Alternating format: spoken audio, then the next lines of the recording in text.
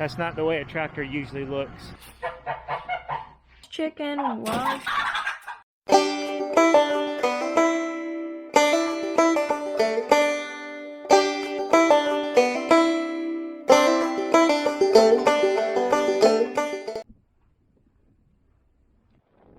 Welcome back to Todd Family Farm. It is Monday, February 15th, I believe.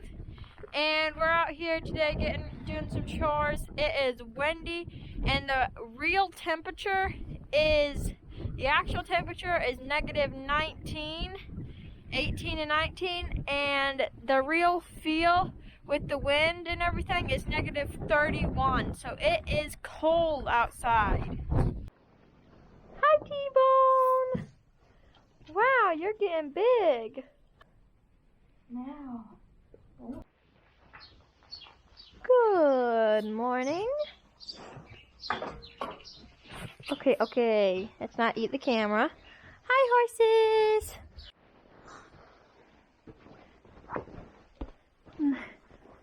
Hi, Lucy. I don't have corn this morning. I'm sorry. She's leaving now. She's mad.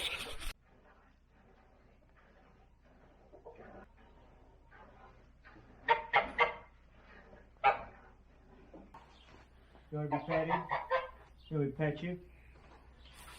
Ready?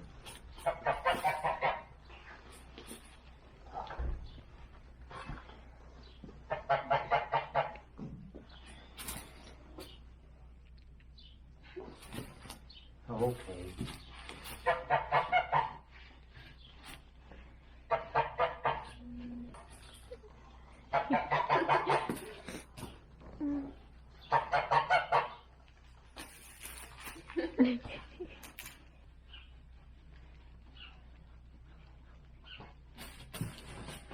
Okay.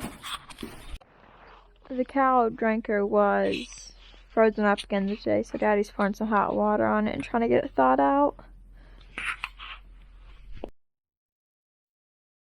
We're glad you're watching. It helps us out.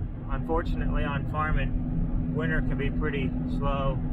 As everybody knows, the whole center part of the North America has really been in a real sub-zero frigid climate, and we've been battling it as much as anybody. So we're dealing with that. There's not a lot of excitement going on and stuff, so we're just plugging away until spring gets here and we can make some more exciting videos. We're going down here now to get a part. This is a heating element for a block heater on a tractor. So we're gonna go get that down here at John Deere. We've got a tractor down here at John Deere getting worked on. I'm going to show you, hopefully we'll have some footage of that to show you it all torn apart, but it needed a little differential work. So we're having that looked at, and if we get some footage of that, we'll show you. And I think Abby's got some footage of the critters, and we've been a challenge keeping waterers thawed out and all kinds of stuff. So we've been running the wood stove. Our wood stove is good and hot. It's a pretty big one. So when it gets down to 18 and 20 below overnight and stays below zero all day, it's pretty convenient. We keep our house about 80, so we'll show you that a little bit and hopefully give you something worth watching. So stay tuned. Alright, I just want to pop into the video real quick to give a shout out to a YouTube channel, and their name is Double G&L Farms. They do a farming YouTube channel. They're a lot similar to us in a lot of ways. And so if you enjoy our videos, I know you'll enjoy theirs. So I'll link them down below in the description. So make sure you head over there, check them out, give them a subscribe and comment. And now back to the video. Get a picture of the crane holding the cab up too. Now that's a chore. That's a and don't touch any parts to help it. Yes, sir.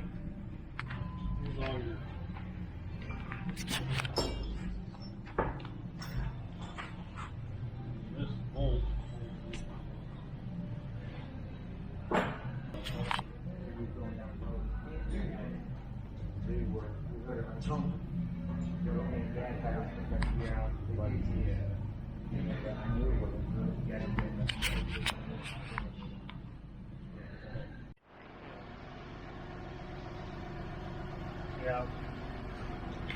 Here.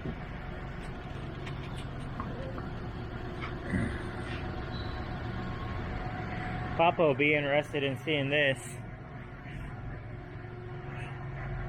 But here's what happened is what was holding the spider gear busted apart. And it's supposed to be together, something similar to that. Well, it's not. And those are the pieces that went kaput. So when it busts inside the tractor, you gotta get the pros to do it. So, and you can see why. That's not the way a tractor usually looks.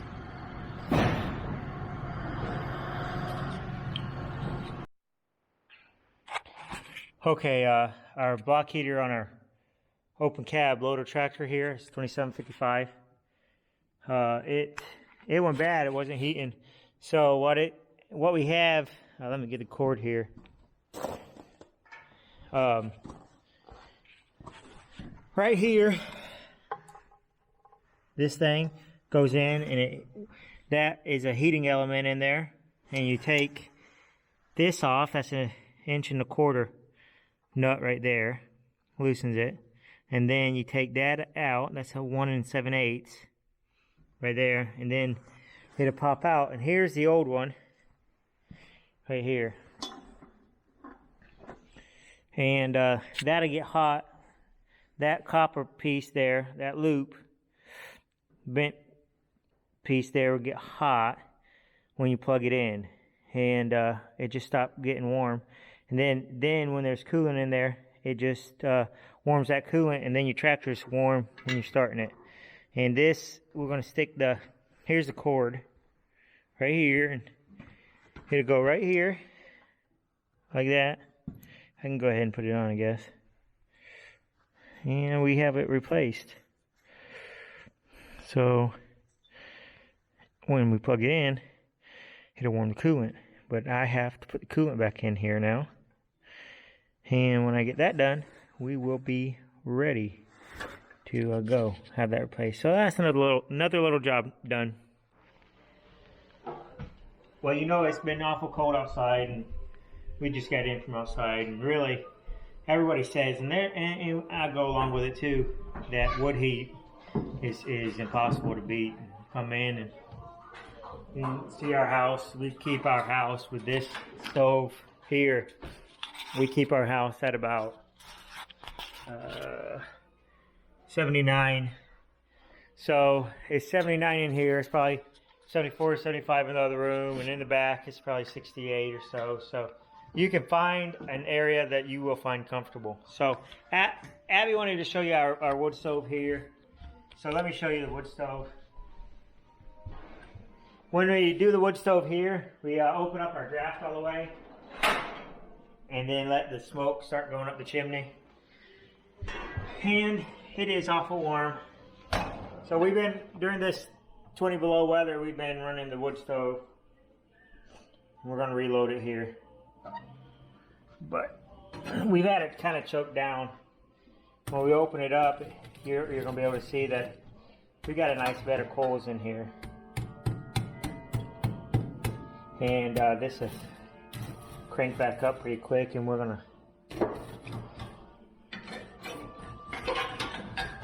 But when LP is $1.65, it's nearly impossible to beat burning LP. I mean, as far as truly cheap heat. Is wood free? Yes. And is wood expensive? Yes. So wood, you know, you have to have the time and the splitter and the gas and the chainsaw and the wood to do. So wood is a great backup source, and wood is great to burn if you have the resources and the time.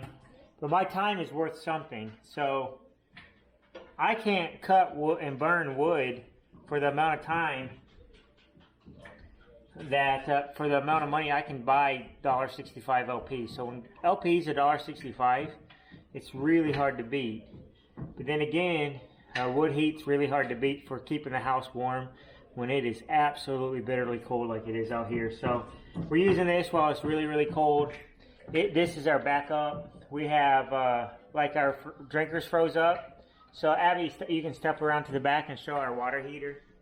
So we have 20 gallon. This is our water heater, and we have it about this full, and it circulates through. So we have, I think you could probably hold about 30 gallons up here, maybe. And we have about 15 gallons in it. So when our water's freeze, we've got 15 gallons of almost, or sometimes it is boiling hot water to go dump on waters. That's really nice. But we're kind of self-sufficient, so if the grid went down, we would survive, and we'd have hot baths, and this of course can cook. But you see it's warmed right up. That's our oven. We can cook, we can fry, we can heat, and we've got a hot water heater on it, so we're pretty self-sufficient that way. And so we got a good bed of coals going here, and I'm gonna refill this. The nice thing about this stove is that you throw in chunks of wood this big, so you know lots of places won't take wood that big, and we had it out on the steps and we just brought it in. So we're just going to get this going, and it's so hot in there, that wood will take off in no time. So we'll throw in another one, and it'll be flaming up. It'll catch and be flaming up just in no time at all. So I'm just going to let that one be kind of high, and there you go. That's the wood stove. It sure is cozy. It'll scorch your camera if you're not careful, Abby. But you can already see how fast it's catching. That's catching on fire down there already. So that's feeding the wood fire. That's what we've been doing in this bitterly cold temperatures. But it's good practice. If we did have a catastrophe, the grid go down or power go out, it's always nice to run this and see how well it works and get the hang of it. And this thing runs through the night real well, and it's easy to stoke back up in the morning, and you can just run it straight without having to restart a fire. And I'm getting along pretty good with it, so that's our wood stove.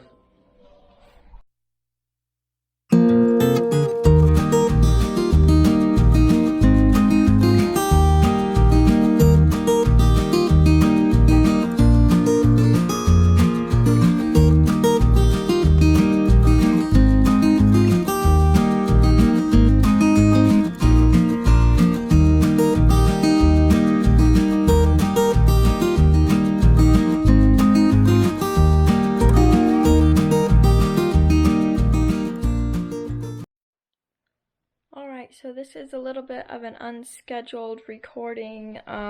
Last night Jocelyn went out to do chores with the chickens. As you know, she's the chicken lady. She does all the chores with the chickens.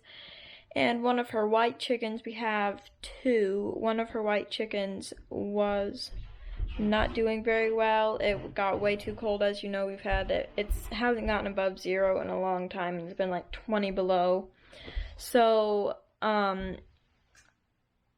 she brought her inside, and she put her in a tub and made a nest with some hay in there for her, and she wasn't doing very good. She didn't have much life left in her.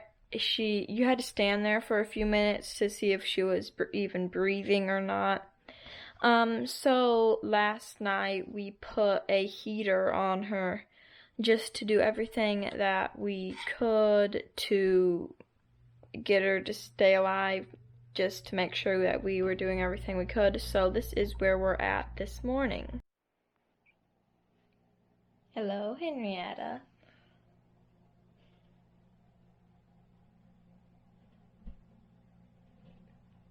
Hello. Henrietta, that's not the way that was supposed to work. Uh-oh. Henrietta. Henrietta, that's being naughty. Come back here. Okay, keep in mind that this chicken was... Okay, Henrietta, and she's in the vacuum now. Here we go. Maybe it's a better idea to keep the chicken in your lap. And so yeah, she's doing good. So I think it's starting to warm up a little bit. It's gonna get above 0 some, so she'll be moving back out to the chicken coop. Just white chickens don't do so well in winter. Thanks for watching. We're glad you made it to the end. We appreciate every minute you watch. Helps us get closer to subscribing or monetizing our channel. And we really appreciate those that have subscribed down here, and if you hit the notification bell. So we really appreciate all of our viewers. I don't know sometimes why we don't get more. It's hard to get noticed, but we do try to be consistent. We do try to have good videos for you. We really appreciate all y'all that watch the whole thing.